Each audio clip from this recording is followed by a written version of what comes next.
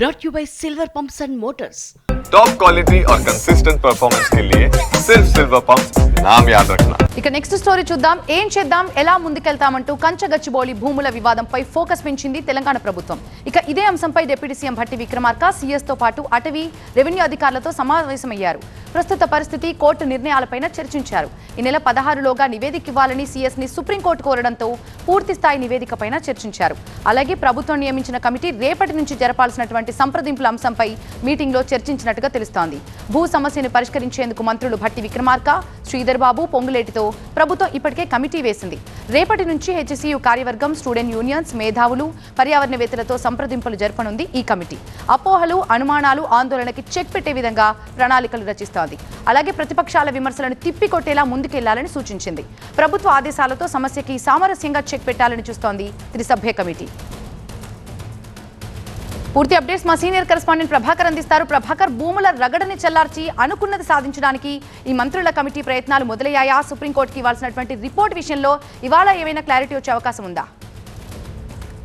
నిన్న మంత్రుల committee form అయింది. నిన్న ఈవినింగ్ దీన్ని అనౌన్స్ చేశారు. ఈ రోజు మార్నింగే పనిని కూడా ప్రారంభించారు. డిప్యూటీ సీఎం భట్టి విక్రమార్కతో పాటుగా మంత్రి పొంగులేటి శ్రీనివాసరెడ్డి అధికారులతో సమావేశమయ్యారు. మొదటి దఫాగా ఉదయం భట్టి విక్రమార్క, రెవెన్యూ అధికారులు, సిఎస్, హెచ్ఎండి అధికారులతో సమావేశమై అసలు ఏం జరిగింది, ఎప్పటి నుంచి ఉంది ఇది, దీన్ని ఏం చేయొచ్చు అనే అంశాలను పూర్తి స్థాయిలో సమగ్రంగా తెలుసుకున్నారు. దాని తర్వాత ఇప్పుడు పొంగిలేటి శ్రీనివాసరెడ్డి అట్లాగే భట్టి విక్రమార్క మరోసారి సమావేశమయ్యారు అధికారులతో. హెచ్సియు భూములకు సంబంధించి, కంచగచ్చిబౌలి భూములకు సంబంధించి ఏం చేయొచ్చు, న్యాయపరమైన చిక్కులను ఏ విధంగా ఎదుర్కోవాలి, కొంతమంది కుట్ర చేస్తున్నారు, అనవసరమైన రాద్ధాంతం చేస్తున్నారు, దీనిపైన ఉద్యోగ కల్పనను అడ్డుకుంటున్నారంటూ కూడా ప్రభుత్వం ఇదివరకే పరకాల్లో శ్రీధర్ బాబు మాట్లాడారు. శ్రీధర్ బాబు కూడా ఈ కమిటీలో, ఈ 3 మెన్ కమిటీలో, 3 మినిస్టర్ కమిటీలో సభ్యుడిగా ఉన్నారు. సో శ్రీధర్ బాబు కూడా చెప్పారు. సో ఆ నేపథ్యంలోనే దీనికి సంబంధించి కోర్టు 16లోగా ఒక రిపోర్ట్ ఇవ్వమంది కాబట్టి ఆ రిపోర్ట్ను ఎలా తయారు చేయాలి, అక్కడున్న వైల్డ్ లైఫ్ ఎంత ఉంది, బయోడైవర్సిటీకి సంబంధించిన ఏం జరిగింది అనే దాన్ని పూర్తి స్థాయిలో వివరించడానికైతే ఈ కమిటీ ముందుకు వెళ్తుంది. దీంతో పాటుగా ఒక కీలకమైన నిర్ణయాన్ని కూడా కమిటీ తీసుకున్నట్టుగా తెలుస్తుంది. అది ప్రొఫెసర్లు, విద్యార్థులు, హెచ్సియు కమిటీ, అట్లాగే కొంతమంది పర్యావరణవేత్తలు, అట్లాగే జంతు ప్రేమికులు, వీళ్ళందరితో వరుసపెట్టి మీటింగులు పెట్టాలి. అక్కడున్న దాన్ని ఎగ్జాక్ట్గా ఎక్స్ప్లెయిన్ చేయాలి.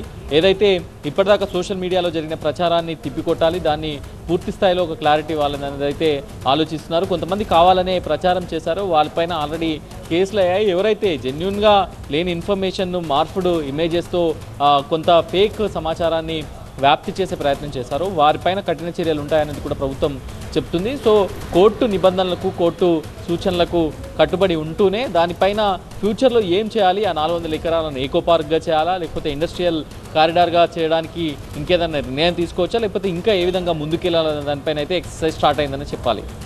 Right, thank you Prabhakar.